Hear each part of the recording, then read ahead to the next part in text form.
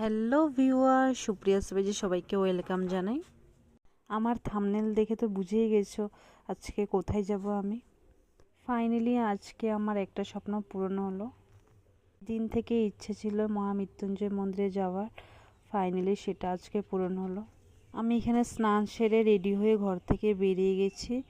কিছু খাইনি, তার জন্য রাস্তাতে আমার অনেক প্রবলেম হয়েছিল, না খেয়ে আমি গিয়েছিলাম। ভেবেছিলাম না খেয়ে জল ঢালবো, বাট শরীরে এত প্রবলেম করছিল, আমার পুরো বমি হচ্ছিল, তার জন্য আমি আর পারছিলাম না, খেয়ে নিয়েছিলাম। এখানে রুটি খেয়ে রওনা দিয়েছি, কারণ অনেকটা পথ জার্নি করে যেতে হবে। ফাইনালি অনেক দিনের আমার ইচ্ছে পূরণ হলো, আমি অনেক হ্যাপি।